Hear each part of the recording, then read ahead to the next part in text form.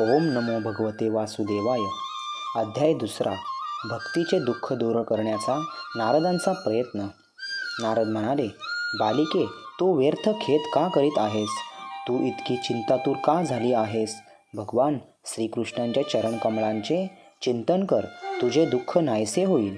कौरवांच्या अत्याचारापासून ज्यांनी द्रौपदीचे रक्षण केले होते आणि गोपसुंदरीचे ज्यांनी पालन केले, ते श्रीकृष्ण कोठेही गेलेले नाहीत. त्यांना नेहमी प्राणांहूनही अधिक प्रिय कशी तू भक्ती आहेस. तुझ्या आमंत्रणावरून भगवान कनिष्ठांच्या घरीसुद्धा जातात. सत्य, त्रेता आणि द्वापार या 3 युगात ज्ञान आणि वैराग्य ही मुक्तीची साधने होती, परंतु कलियुगात केवळ भक्ती मोक्षप्राप्ती करून देणारी आहे असे निश्चित जाणून परमानंद चिन्मूर्ती ज्ञानस्वरूप श्रीहरींनी तत्स्वरूपात अशा तुझी निर्मिती केली आहे. तू श्रीकृष्णांना प्रिय अशी सुंदरी आहेस.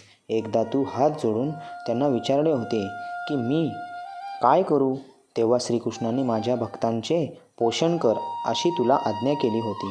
तू ते स्वीकारल्यानंतरही श्रीहरी प्रसन्न झाले आणि त्यांनी तुझी सेवा करण्यासाठी मुक्तीला दासीच्या रूपात आणि ज्ञानवैराग्यांना पुत्ररूपात तुझ्या स्वाधीन केले. तू तुझ्या मूळ रूपाने वैकुंठामध्ये भक्तांचे पोषण करतेस, तर पृथ्वीवर भक्तांचे पोषण करण्यासाठी तू केवळ सावलीच्या रूपात राहिली आहेस. तू मुक्ती, ज्ञान आणि वैराग्यासह पृथ्वी तलावर आलीस आणि सत्ययुग हे द्वापारपर्यंत मोठ्या आनंदाने राहिलीस. मुक्ती कलियुगात नास्तिकेच्या रोगाने ग्रस्त होऊन क्षीण होऊ लागली होती, म्हणून ती लगेच तुझ्या आज्ञेने पुन्हा वैकुंठ लोकात गेली. तू स्मरण करताच मुक्तीत येते आणि परत जाते, परंतु या ज्ञान आणि वैराग्याला तू पुत्र मानून आपल्या जवळच ठेवले आहेस.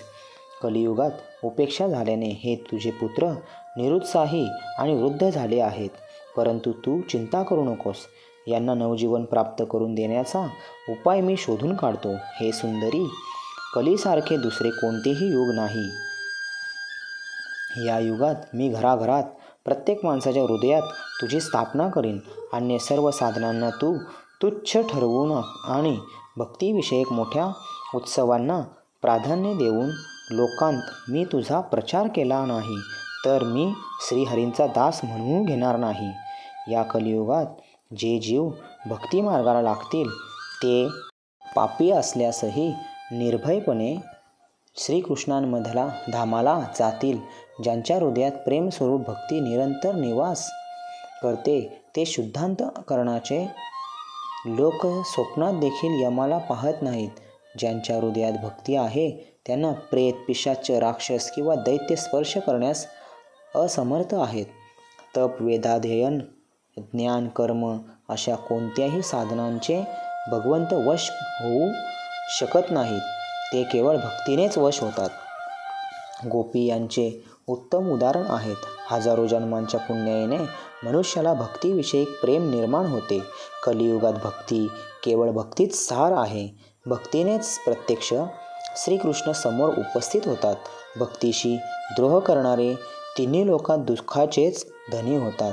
एकेकाळी भक्तांचा तिरस्कार केल्यामुळे दुर्वास ऋषींना दुःख प्राप्त झाले होते. व्रते, तीर्थयात्रा, योग, यज्ञ, ज्ञानचर्चा इत्यादी साधनांनी काहीही आवश्यकता नाही. एकमात्र भक्तीच मुक्ती देणारी आहे. सूत म्हणाले, आपले महात्म्य निर्णायकरित्या नारदांच्या तोंडून ऐकल्यावर भक्ती सर्व अंगांनी पुष्ट झाली आणि त्यांना म्हणाली, नारद मुनी, आपण धन्य आहात. आपले माझ्या ठिकाणी निश्चल प्रेम आहे. मी नेहमी आपल्या हृदयात निवास करीन. आपल्याला मी कधीही सोडून जाणार नाही. हे साधू, आपण मोठे कृपाळू आहात. एका क्षणात आपण माझे सारे दुःख दूर केलेत, परंतु अजूनही माझ्या पुत्रांना चेतना आलेली नाही, म्हणून आपण यांना जागवा, यांच्यात चैतन्य आणा.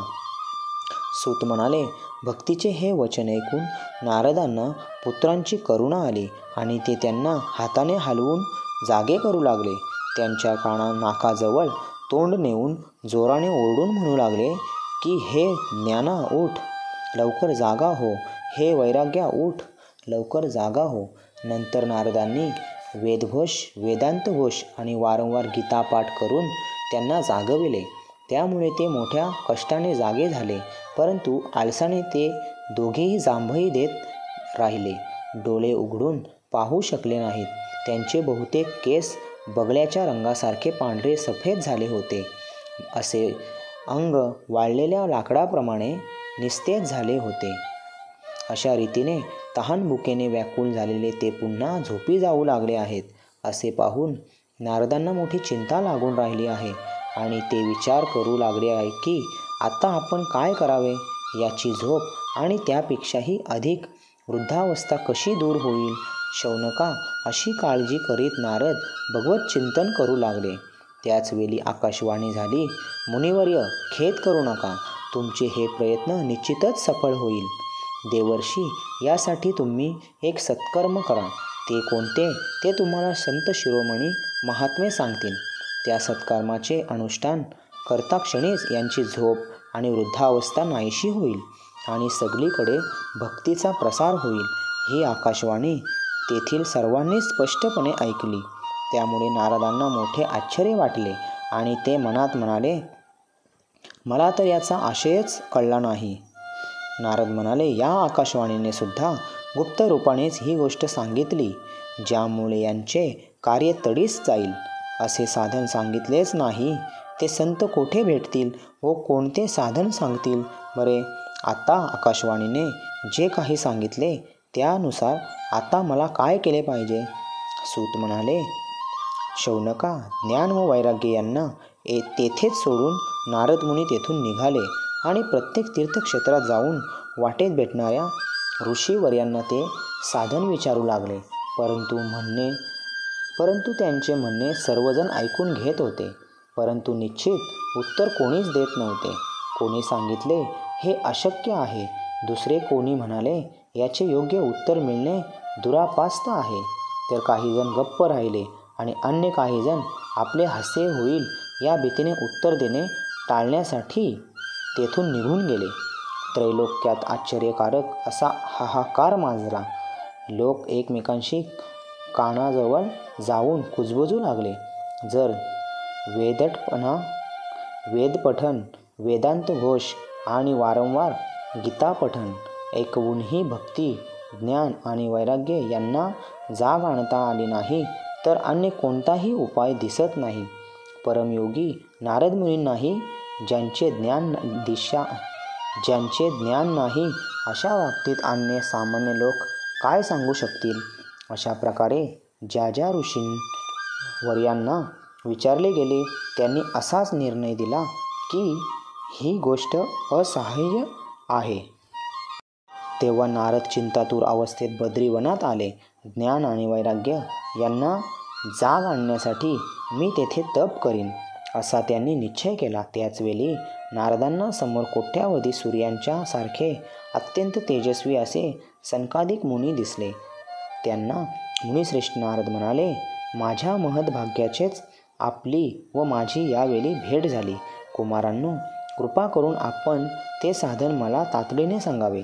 आपण सर्वजण महान योगी, बुद्धिमान आणि बहुश्रुत आहात. आपण 5-5 वर्षाचे बालक दिसत असलात तरी आपण पूर्वजांचेही पूर्वज आहात.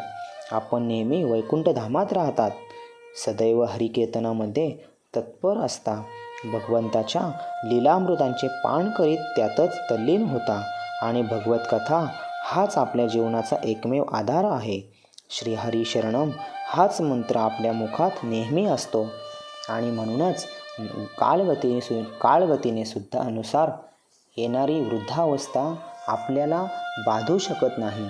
पूर्वी एकदा ज्या भुवया आपण वक्र करताच भगवान विष्णूंचे द्वारपाल जय आणि विजय तात्काळ पृथ्वीवर गेले आणि पुन्हा आपल्याच कृपेने वैकुंठ लोकात आले. माझ्या सौभाग्यानेच मला आता आपले येथे दर्शन होत आहे. मी दीन आहे तर आपण दयाळू आहात, म्हणून आपण माझ्यावर कृपा करावी. आकाशवाणीने ज्यांच्याबद्दल मला सांगितले ते साधन कोणते, त्याचे अनुष्ठान कसे केले पाहिजे हे आपण मला विस्तारपूर्वक सांगा. भक्ती, ज्ञान आणि वैराग्य यांना कोणत्या मार्गाने सुख मिळू शकेल. सर्व वर्णांमध्ये यांचीच कोणत्या प्रयत्नांनी प्रेमपूर्वक प्रतिष्ठापना होऊ शकेल. सनकादिक म्हणाले, देवर्षी आपण चिंता करू नका, मन प्रसन्न ठेवा. त्याबाबतचा साधा सोपा उपाय पाहिल्यापासूनच विद्यमान आहे. नारद मुनी, आपण धन्य आहात. आपण विरक्तांचे शिरोमणी, श्रीकृष्ण भक्तात अग्रगण्य, तसेच भक्तियोगाचे सूर्य आहात. आपण भक्तीसाठी जे प्रयत्न करीत आहात ती काही आश्चर्याची गोष्ट नाही. भक्तीची पुनर्स्थापना करणे हे कार्य भगवंत भक्तांसाठी सर्वथैव आहे. या संसारात ऋषी मुनींना उद्धाराचे अनेक मार्ग प्रगट केले आहेत, परंतु ते सर्व कष्टसाध्य आणि बहुधा स्वर्गप्राप्ती करून देणारे आहेत. परंतु भगवत प्राप्तीचे साधन मात्र गुप्तच आहे. त्यांचा उपदेश करणारा सत्पुरुष मोठ्या भाग्यानेच मिळतो. आपल्याला आकाशवाणीने ज्या सत्कर्मांचा संकेत केला आहे तो आम्ही तुम्हाला सांगतो. आपण प्रसन्न आणि स्थिरचित्त होऊन ऐका. द्रव्ययज्ञ, तपोयज्ञ, योगयज्ञ आणि स्वाध्यायरूप ज्ञानयज्ञ हे कर्माचे सूचक आहेत. विद्वानांनी ज्ञानयज्ञालाच सत्कर्माचे सूचक मानले आहे. शुकादी महामुनींनी ज्यांचे गायन केले आहे ते श्रीमद भागवताचे पारायण हेच ते सत्कर्म होय. त्याचे शब्द ऐकूनच भक्ती, ज्ञान आणि वैराग्यांना मोठी शक्ती प्राप्त होईल. यामुळे ज्ञान वैराग्यांचे कष्ट नाहीसे होतील आणि भक्तीला आनंद येईल. सिंहगर्जना ऐकून ज्याप्रमाणे लांडगे पळून जातात, त्याचप्रमाणे श्रीमद भागवताच्या शब्दांनीच कलियुगाचे हे सर्व दोष नाहीसे होतील. त्यावेळी प्रेमरस वाहत नेणारी भक्ती, ज्ञान आणि वैराग्याला बरोबर घेऊन घरोघरी प्रगट होईल. नारद म्हणाले, वेद वेदांताचे पठन आणि गीता पाठ करून भक्ती, ज्ञान, वैराग्य रूप हे तिघे जर जागे झाले नाहीत तर श्रीमद भागवत कथा ऐकून ते कसे जागे होतील? कारण त्या कथेच्या प्रत्येक पदात आणि प्रत्येक श्लोकात वेदांचाच सारांश कथन केलेला आहे. आपण शरणागत वत्सल आहात. आपले दर्शन कधीही व्यर्थ होत नाही, म्हणून माझी ही शंका दूर करा, विलंब करू नका. सनकादिक म्हणाले, श्रीमद भागवताची कथा वेद आणि उपनिषदे यांच्या सर्वस्वातूनच प्रगट झाली आहे, पण ती स्वतंत्र फळरूप असल्याने वेद उपनिषदांपेक्षा उत्तम ठरली आहे. ज्याप्रमाणे झाडातील रस बुंध्यांपासून फांदीच्या शेंड्यापर्यंत असला तरी त्याचा आस्वाद घेता येत नाही, पण ज्यावेळी तो रस फळाच्या रूपाने वेगळा प्रगट होतो तेव्हा सर्वांच्या हवाहवासा वाटतो. दुधामध्ये तूप असतेच, परंतु त्याचा स्वाद घेता येत नाही. तेच तूप दुधापासून वेगळे काढले जाते तेव्हा ते देवतांसाठीही स्वादिष्ट बनते. उसाच्या सर्वांगात साखर व्यापून असते, परंतु ती वेगळी झाल्यानंतरच तिची गोडी समजते. भागवत कथा ही अशीच आहे. हे भागवत पुराण वेदांच्या बरोबरीचे आहे. श्रीव्यासांनी भक्ती, ज्ञान आणि वैराग्य यांची स्थापना करण्यासाठी हे प्रकाशित केले आहे. वेद वेदांतात पारंगत आणि गीतेची रचना करणारे भगवान व्यासदेव हे पूर्वी एकदा खिन्न होऊन अज्ञान अंधकारात चाचपडत होते, तेव्हा आपणच त्यांना 4 श्लोकात याच भागवताचा उपदेश केला होता. तो ऐकूनच त्यांची खिन्नता तत्काळ नाहीशी झाली होती. असे असता आपण आश्चर्यचकित होऊन उलट आम्हालाच का प्रश्न करीत आहात? आपण त्यांना शोक आणि दुःखाचा नाश करणारे श्रीमद भागवत महापुराण ऐकविले पाहिजे. नारद म्हणाले, ज्यांचे दर्शन सर्व पापांना तात्काळ नाहीसे करते आणि जे संसार दुःखाच्या वणव्याने तप्त झालेले आहेत त्यांचेवर कल्याणाचा वर्षावच करणारे आहे. सहस्रमुख शेष गात असलेल्या भगवत कथामृतांचे आपण नेहमी पान करीत असता. प्रेमलक्षणा भक्ती उजेडात आणण्याच्या हेतूने मी आपणास शरण आलो आहे. जेव्हा मनुष्याच्या अनेक जन्मांतील संचित पुण्याचा उदय होऊन त्याला सत्संग प्राप्त होतो, तेव्हा त्यांच्या अज्ञानजनित मोह आणि मदरूपी अंधकाराचा नाश होऊन त्याचे ठिकाणी विवेकाचा उदय होतो. अध्याय 2 समाप्त. हरिओम तत्सत.